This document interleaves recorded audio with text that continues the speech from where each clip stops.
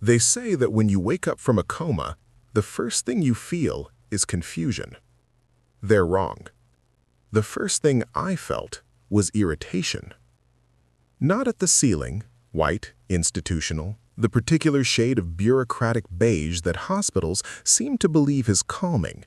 Not at the IV needle buried in the back of my left hand, or the dry, papery feeling of 3 years' worth of atrophied muscle trying to remember what existing felt like. No.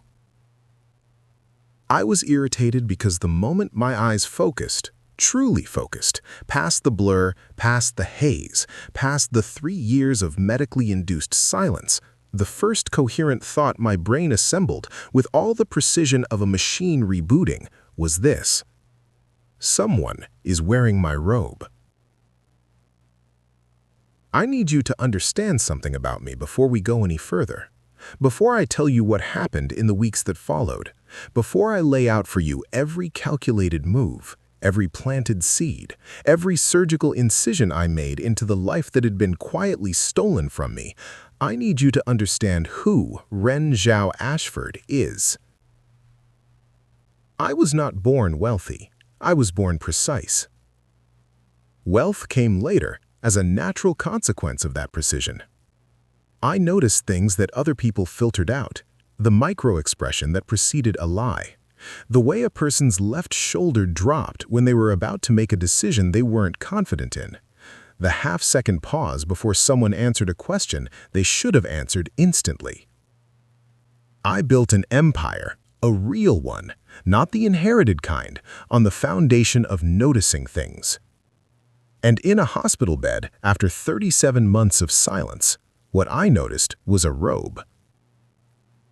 Ivory silk, hand-embroidered at the cuffs with a subtle geometric pattern that I had commissioned from an atelier in Lyon, France, one of 12 pieces in a personal collection.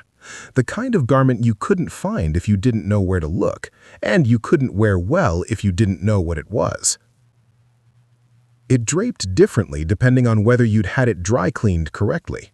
It had a particular way of catching light at the left shoulder where the silk weave was slightly denser, a deliberate design choice I had personally approved.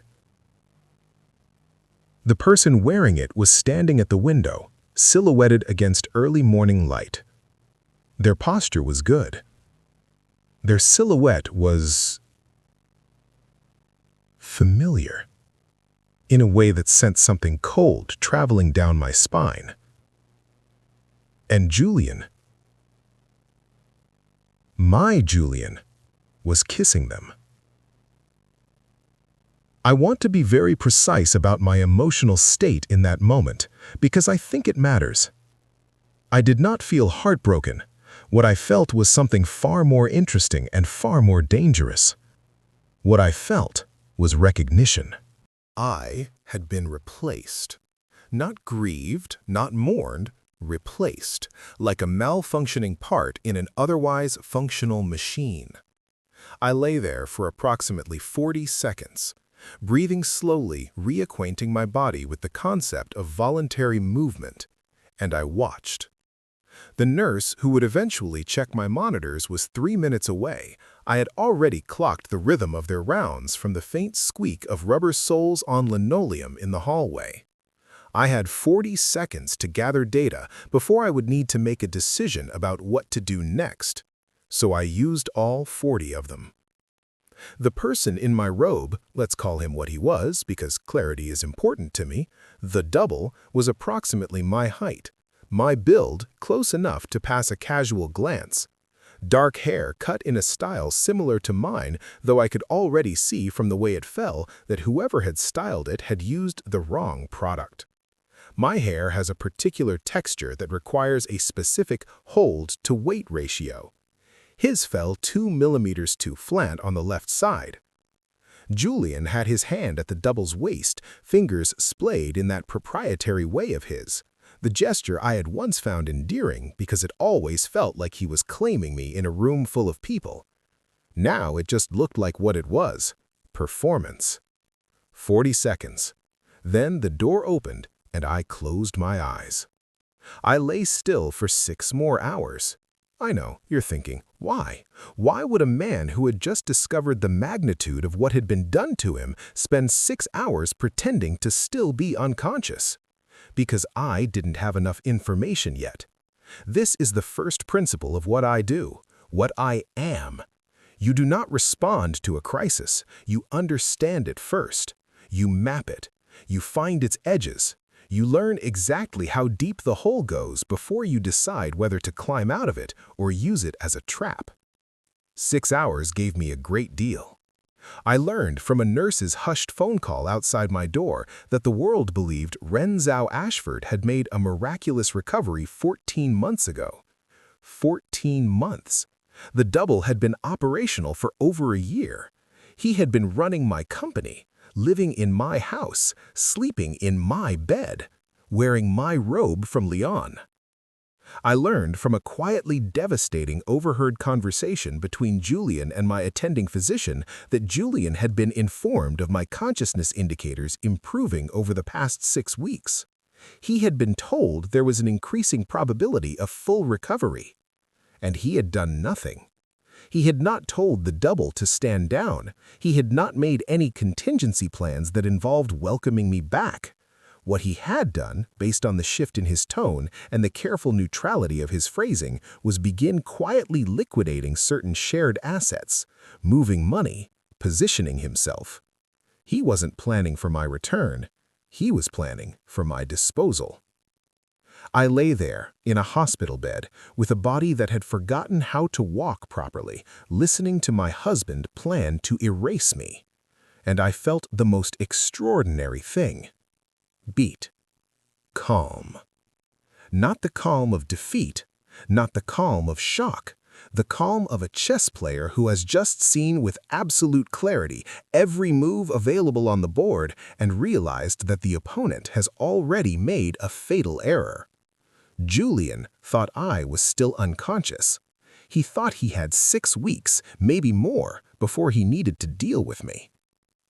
He had given me the single most valuable thing in any strategic situation, a head start.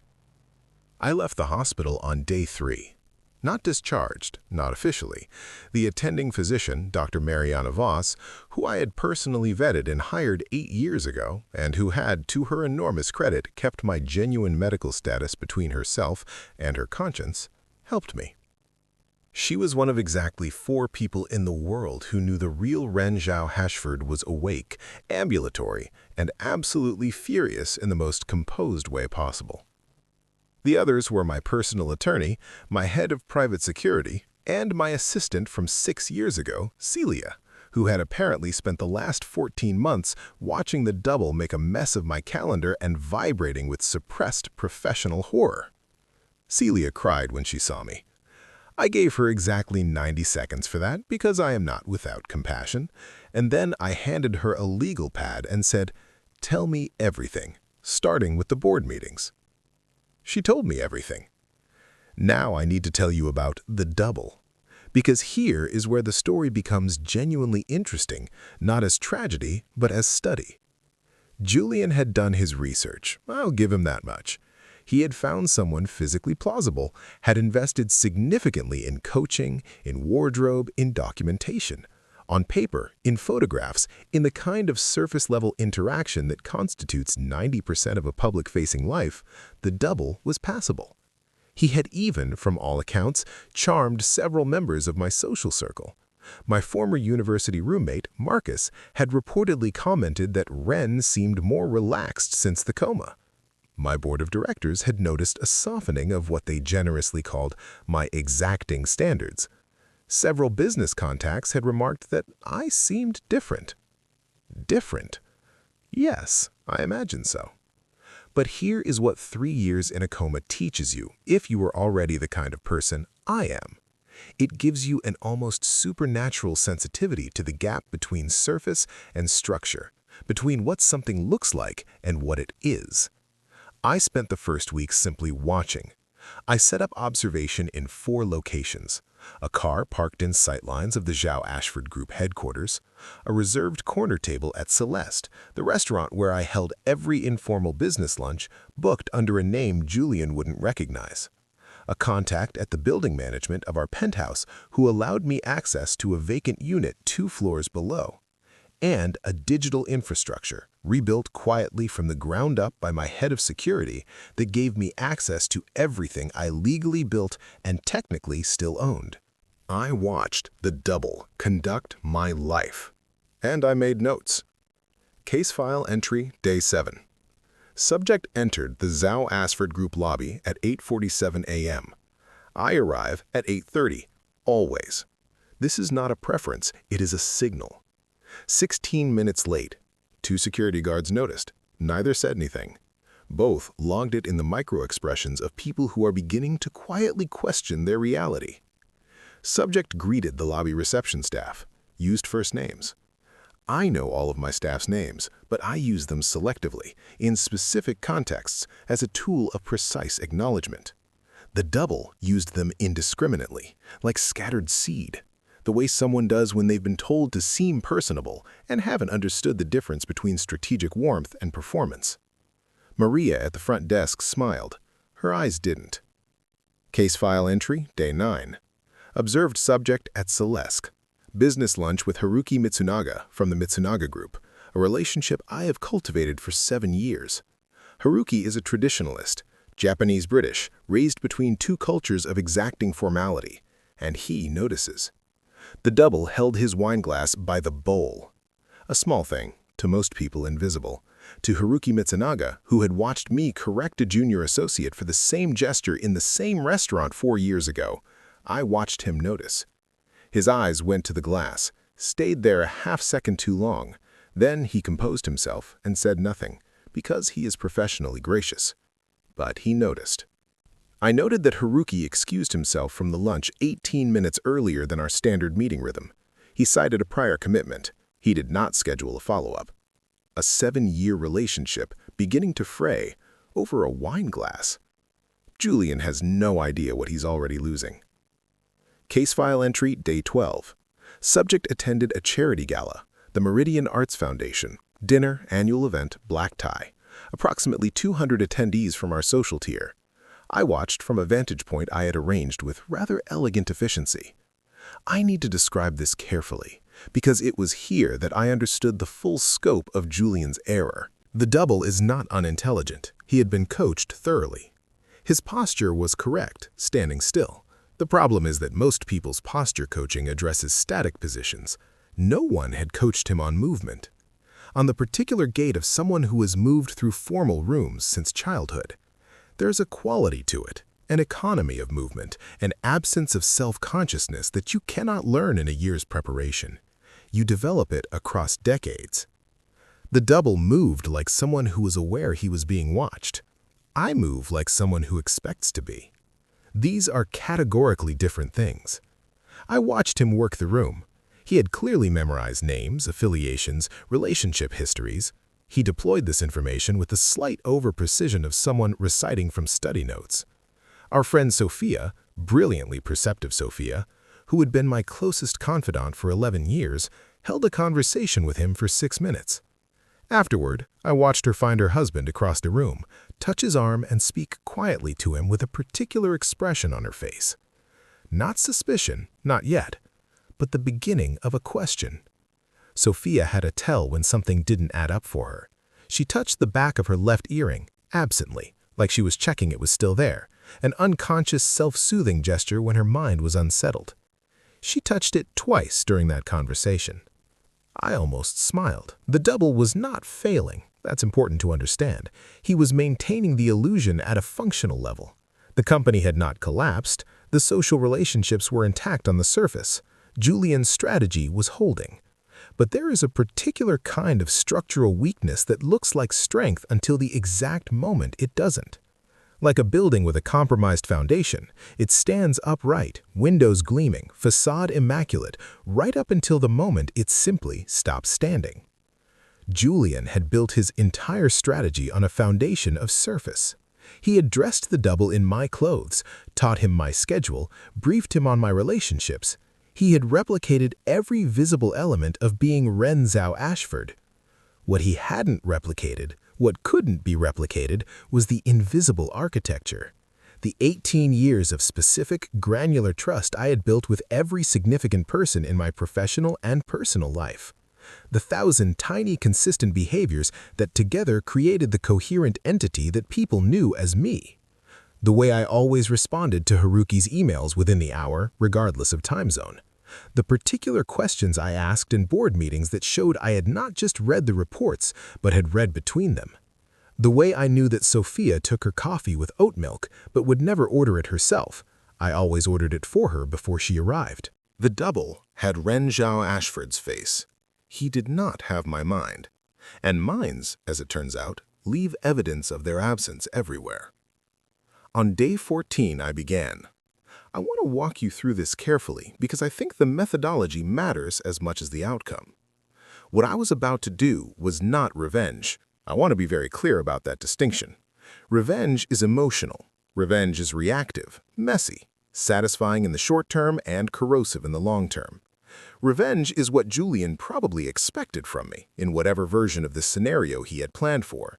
Some dramatic confrontation, a scene, the kind of thing that could be managed, contained, used to make me look unstable.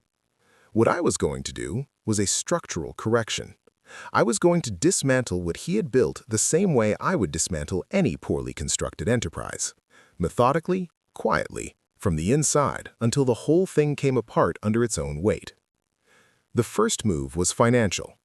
Now, Julian had been thoughtful about the asset restructuring. He had not been clever, but he had been thoughtful. He had moved quickly in those early months, using the legal ambiguity of my incapacitated status to shift certain holdings. My personal attorneys, Clara, who had required exactly 45 minutes of conversation to choose a side, which was faster than I expected and pleased me, confirmed what I had suspected. Julian had been careful to stay just within the boundaries of what he could defend legally. The key word being just. Because just within the legal boundary means there is still a boundary. And boundaries, when examined carefully, tend to reveal exactly where someone tried hardest to not be seen. I found the first thread on day 14. It was a discretionary fund, one I had established 7 years ago for operational flexibility within the company. Julian had treated it as personal liquidity. Not illegal, technically, given the structure of our marital assets.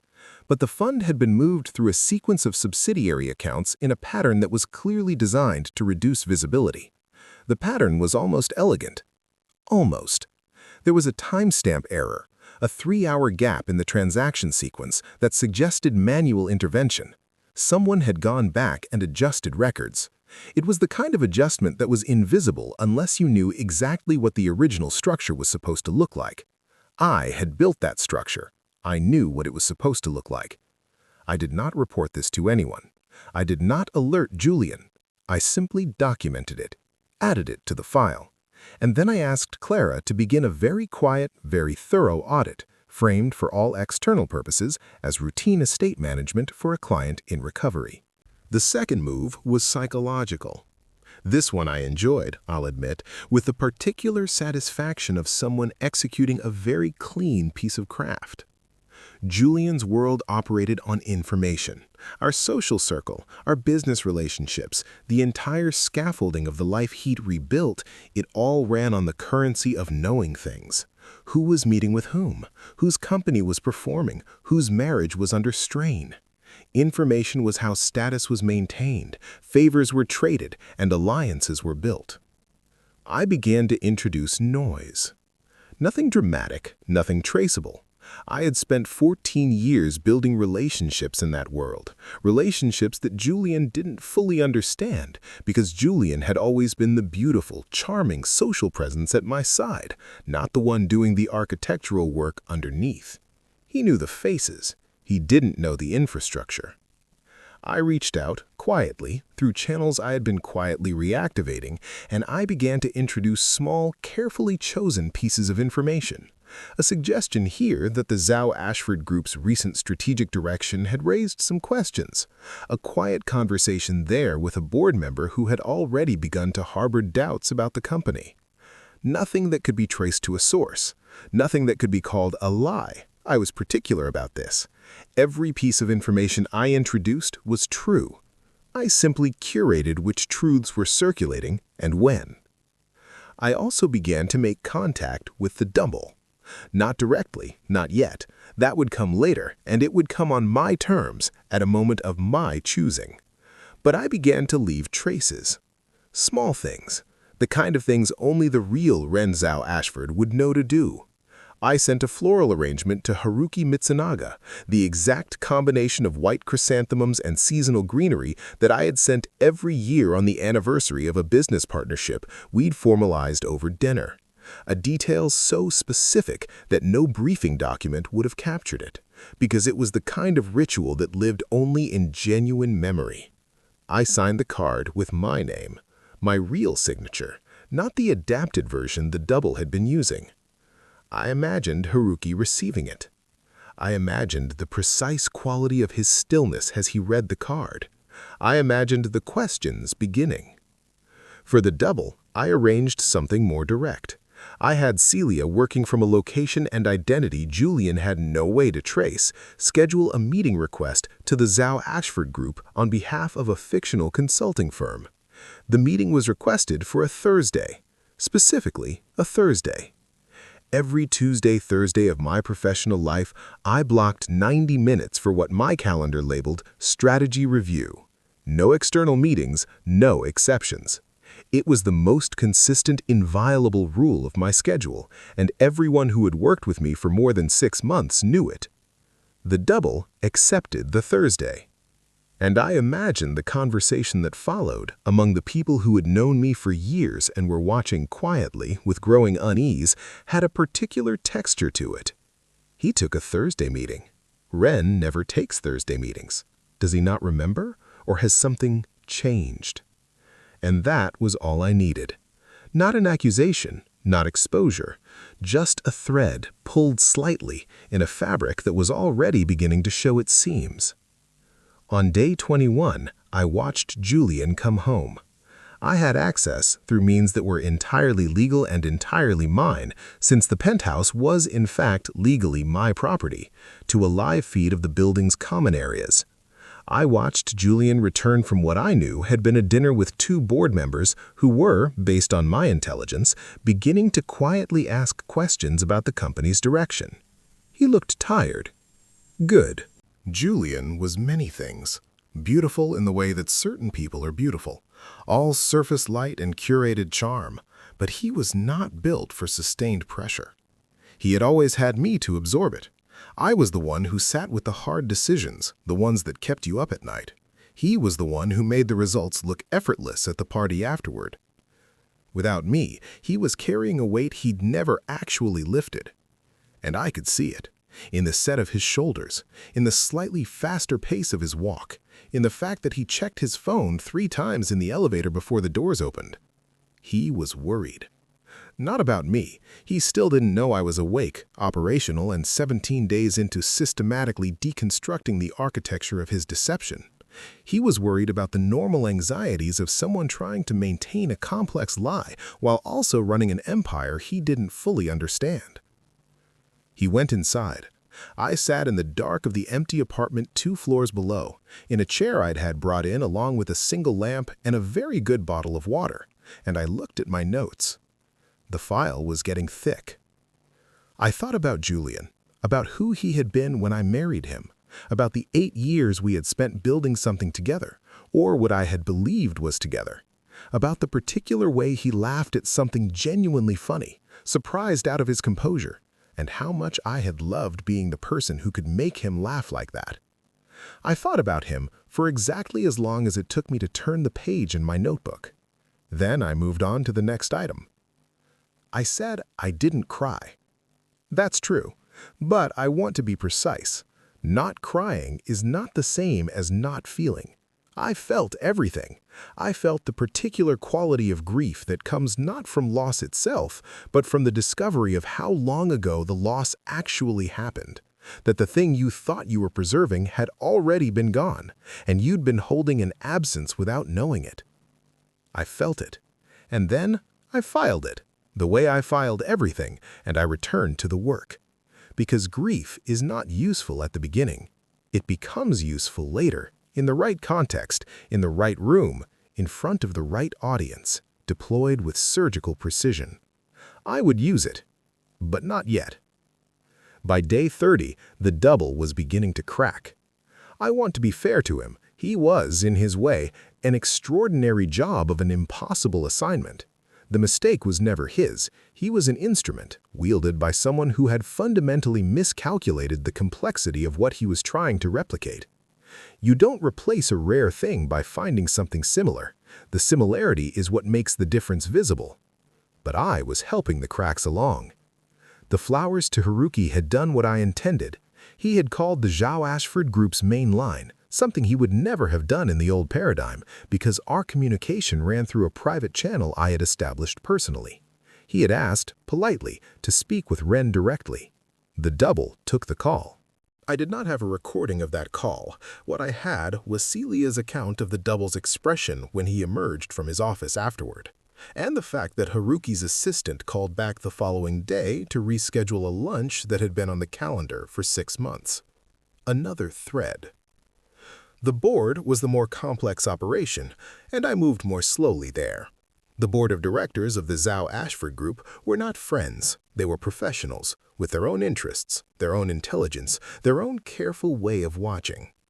Several of them had been with the company since its early years and had a long, dense history of observing how I operated. I didn't need to tell them something was wrong. I just needed to stop suppressing what they were already beginning to suspect. There is a particular dynamic that develops in organizations when a key figure changes significantly. Everyone around them goes into a kind of collective cognitive dissonance. They're aware that something is different, but the social contract of professional politeness creates enormous pressure to not name it, to rationalize. He's changed since the coma. Of course he has. That's reasonable. Let's give him time. The rationalization was my enemy. As long as people were explaining away the anomalies, the double was safe. So I needed to make the anomalies unexplainable.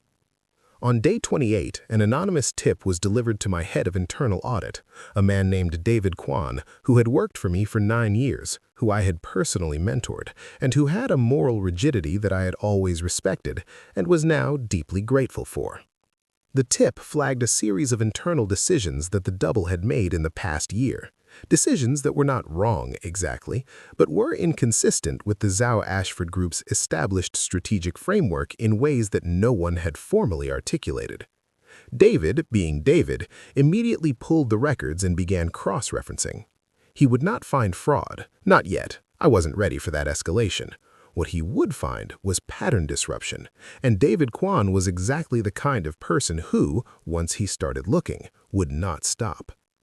For the double directly, I chose something more elegant.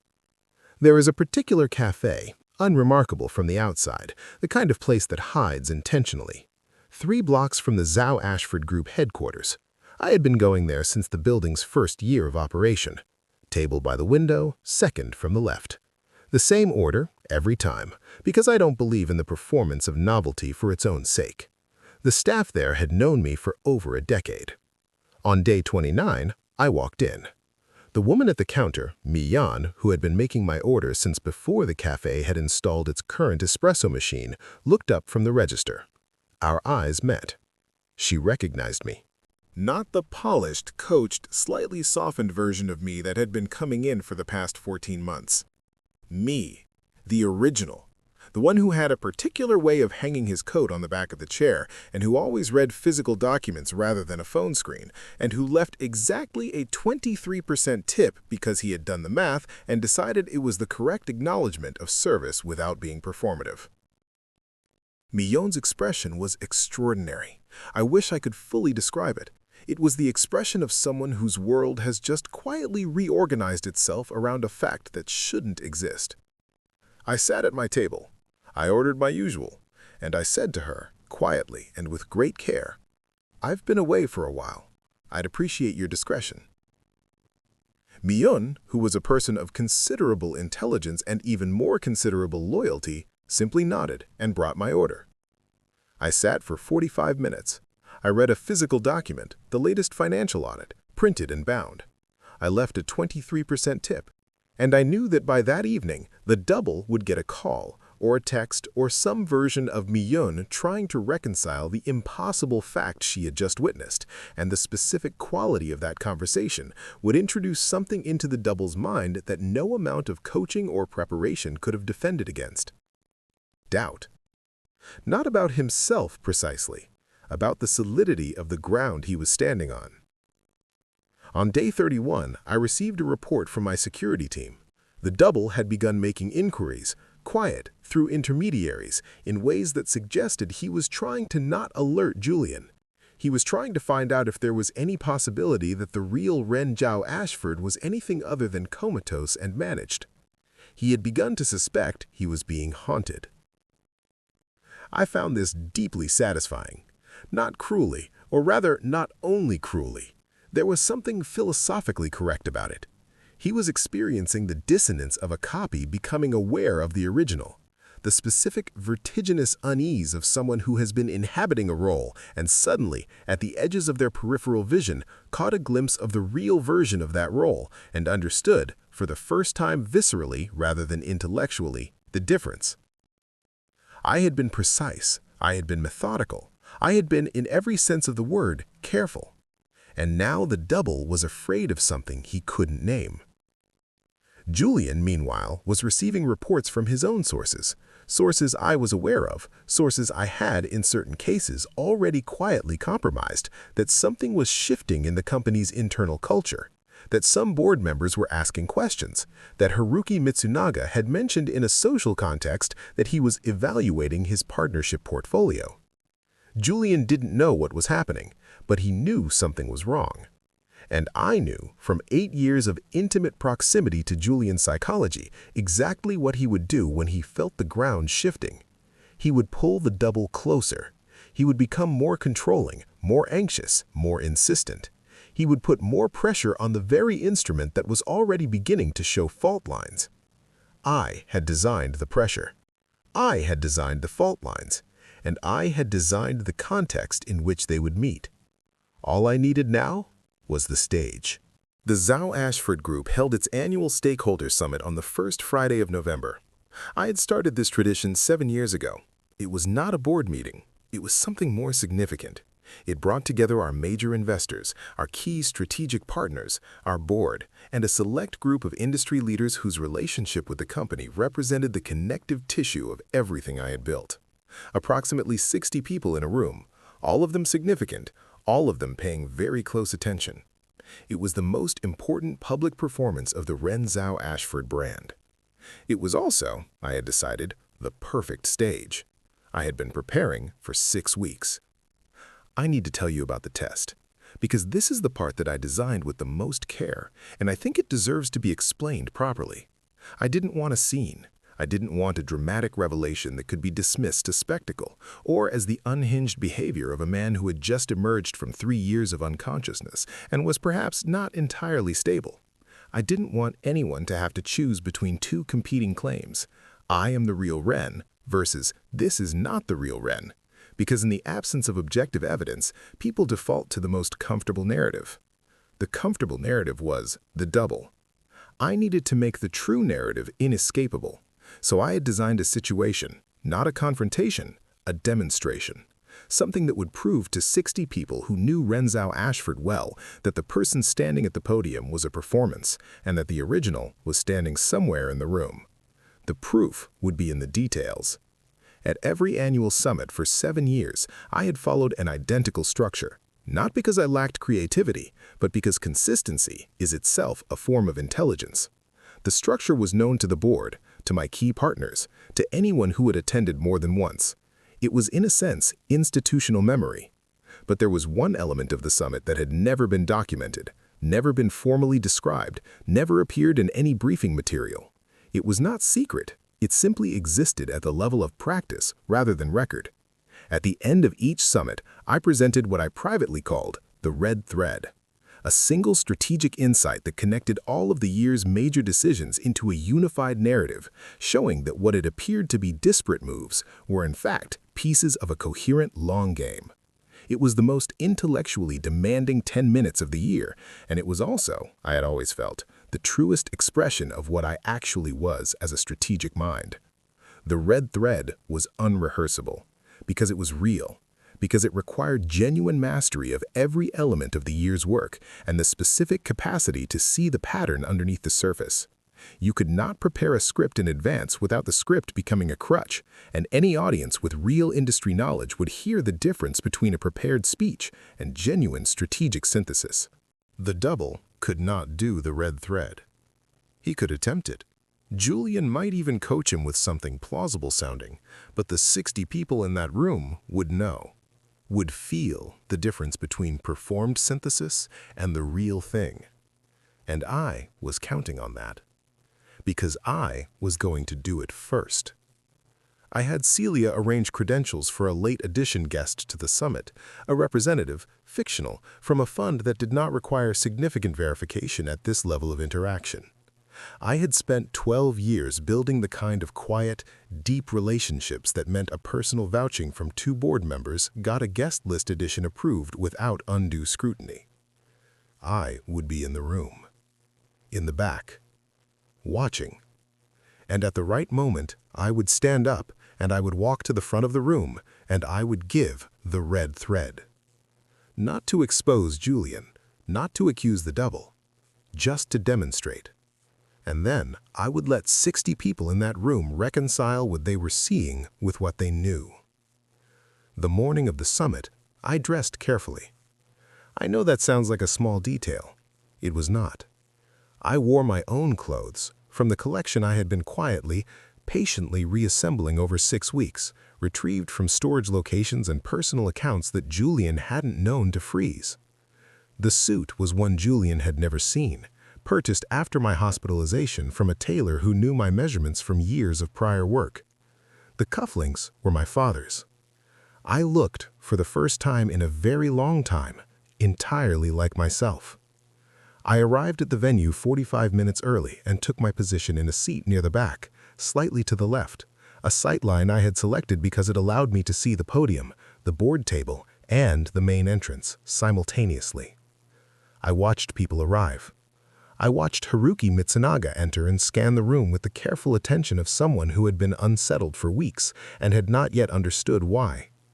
I watched Sophia arrive with her husband, and I watched her do a micro-scan of the room that was slightly more intense than her usual social monitoring, and I knew she was looking for something even if she didn't know what it was.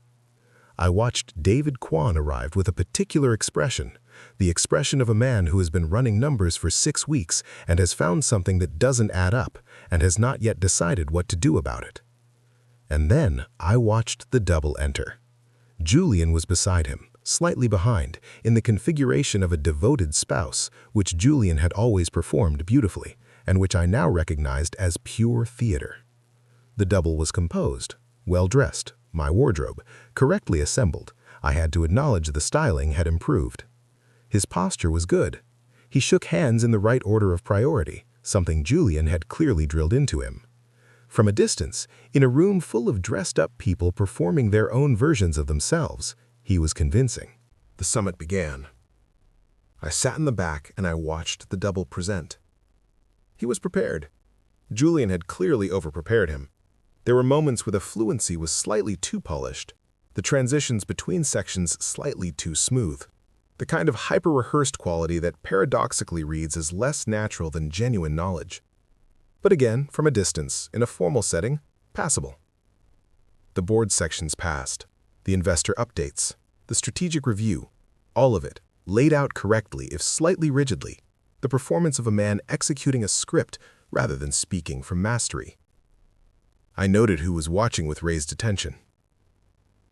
Haruki, Sophia, David Kwan. 3 board members who had been with the company since the beginning.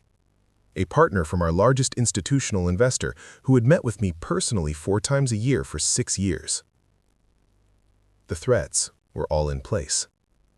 And then, the double began to move toward the end of the formal presentation, toward the place where the red thread was supposed to go. He paused. A brief pause, the kind that someone watching casually might read as a dramatic beat. I read it as the pause of someone whose script had just ended and who was about to attempt improvisation in a high-stakes context. He began. It was not terrible. Julian had clearly worked hard on it. There was a thesis, a connecting narrative, and attempt at the kind of synthesis the red thread required. It was intelligent. It was coherent. It was wrong. Not factually, strategically. The insight he offered connected the year's major moves through a logic that was plausible on the surface and fundamentally mistaken underneath, because it was assembled from external observation rather than from the internal knowledge of why the decisions had actually been made. It was the difference between describing a painting and knowing what the painter was thinking. Several people in the room shifted slightly in their seats. Haruki went very still. David Kwan's pen stopped moving. And I stood up.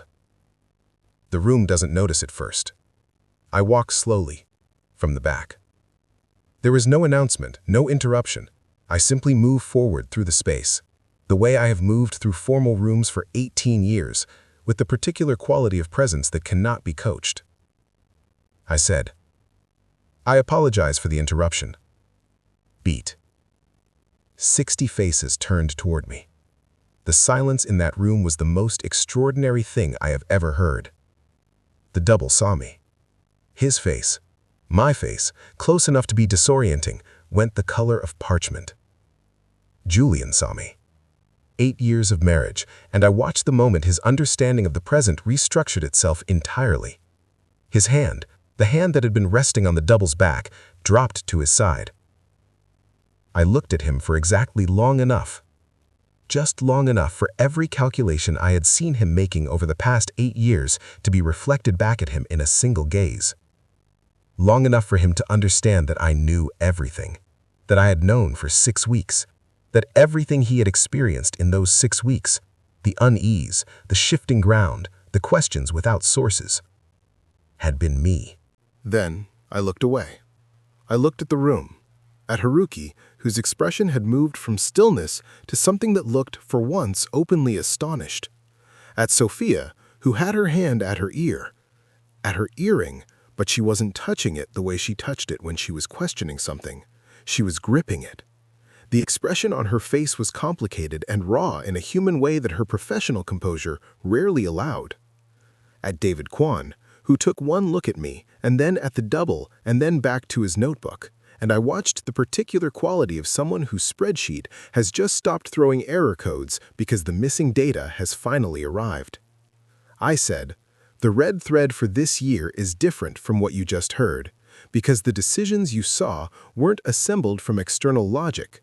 They were assembled from a single original insight that I made 3 years before the first of them was executed, while I was designing the framework this company now operates on. The insight was this." And I told them. I told them the real one, the true connecting thread, the one that lived in the actual architectural logic of the Zhao Ashford Group's strategy. The one that I had designed and no briefing document had ever captured, because it wasn't a decision, it was a philosophy. And philosophies live in the minds of the people who hold them. I spoke for 7 minutes. When I finished, the room was quiet for a different reason than before. Before, it had been the silence of shock. Now it was the silence of 60 people whose reality had just been quietly, irrevocably reorganized. Haruki spoke first. Ren. Not a question, a recognition. I turned to him. "Haruki, I apologize for missing our anniversary arrangement last year. I was unavoidably detained." There was a sound in the room, not laughter exactly, something more complicated than that. The sound of 60 people beginning to process something too large for a single response. Then I turned to look at the double. I want to tell you that I felt triumph. I want to tell you it was the clean, bright feeling of victory achieved, but what I actually felt, looking at him, this person who had been asked to be me, who had probably tried harder than Julian understood to actually become me, who was now standing in a room full of people watching his entire reality dissolve, was something quieter than triumph. It was something closer to recognition. He had been given an impossible task. He had taken it. He had tried. He had simply been trying to fill a shape that was already occupied. I looked at him for a moment, and I said, quiet enough that only those nearest could hear, "The robe is from Lyon, Atelier Marchetti, hand-embroidered. The left shoulder has a slightly denser weave. It hangs differently if you've had it dry cleaned incorrectly. You've been dry cleaning it incorrectly. I turned to Julian last. There are things I could tell you about that moment, about the particular quality of 8 years looking across a room at itself, about what it felt like to see the face of the person I had chosen and been chosen by, knowing now the full truth of what that choice had actually meant from his side of it. But those things are mine. What I will tell you is what I said. I said, Julian. He met my eyes. My attorneys will be in touch by Monday. Don't be alarmed by the scope of it. I've had 6 weeks to be thorough. Beat. I straightened my cuffs, my father's cufflinks, catching the light, and I addressed the room. Thank you for your patience and for your continued partnership with the Zhao Ashford Group. I look forward to working with each of you in the months ahead. I've had some time to think about the future, and I have some ideas. You know how I am about ideas. The first sound that could be called laughter, Sophia's, and she was crying a little too, which was allowed. Some roles have permission for both. I took the podium. The room settled, and I came home. There is a principle in architecture, the principle of load-bearing structure. Every building has elements that look structural and elements that actually are structural. The ones that look structural can be removed without consequence. The ones that are structural hold everything up. Julian had spent 3 years believing I was decorative. He had built his entire strategy on the premise that what I brought to our life was surface, appearance, status, a particular kind of gloss, that the real substance could be replicated by someone who looked the part. He was wrong. Not because I needed to be needed. I am comfortable with my own company and always have been, but because the things that actually held our world together, the relationships, the strategic intelligence, the 18 years of meticulous trust building, were not surface. They were load-bearing. You couldn't remove them and replace them with appearances and expect the structure to hold indefinitely. It held for 14 months, which is, I'll acknowledge, longer than I might have expected. But some things, when they start to go all at once. The double left the country 3 weeks after the summit.